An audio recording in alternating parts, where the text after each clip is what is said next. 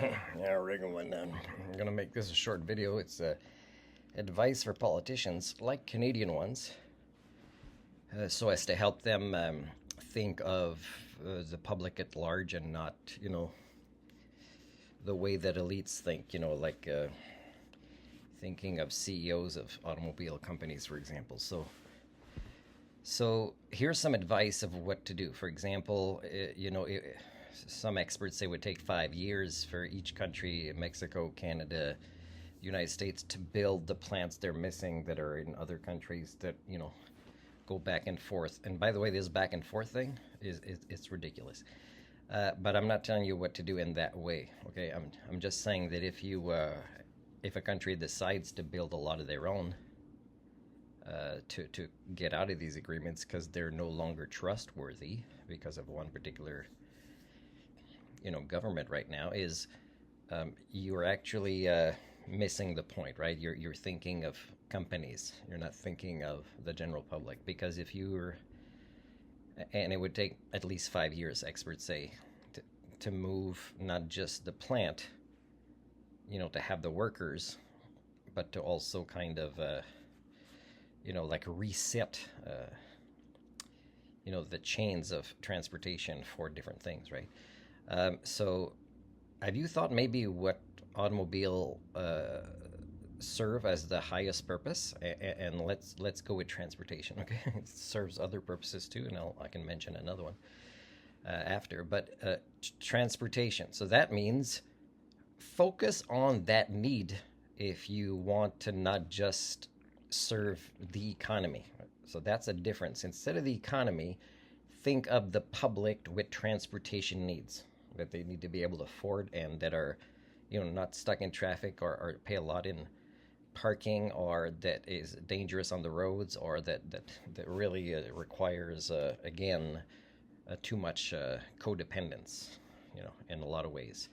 Because the companies you're trying to save for your automobiles, in a lot of ways, they victimize the general public. So if you're thinking about transportation, then improve transportation. But that doesn't mean automobiles. It means, for example, public transit, trains. Like, don't sell as many of our minerals when you can use them, metals, to improve transit through trains,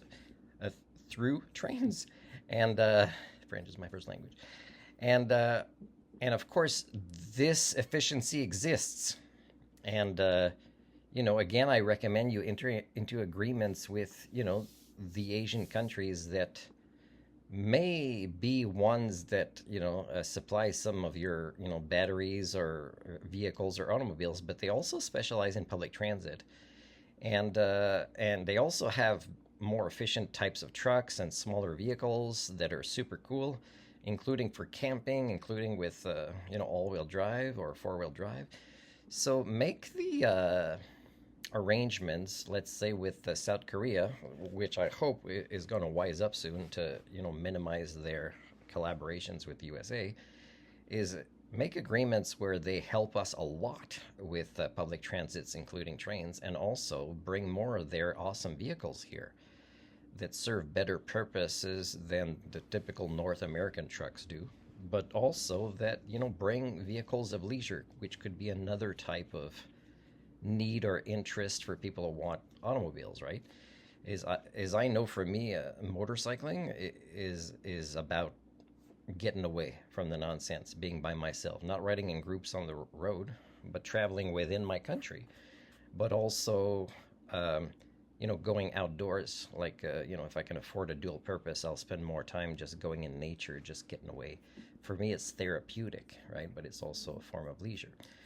So think about that. Now, of course, potash, it's called. Just so you know, you might put tariffs on it, and maybe China will do that too, agricultural needs of the USA. But really, what you're doing is you're being like Israel, is you're starving a population. So, in a way, I don't think the USA is going to improve their poverty needs for people without food and open more food banks, right? So think about that. There's a limit. There's a limit of what you can do to not be, the type of bad guys that you've been supporting in Israel.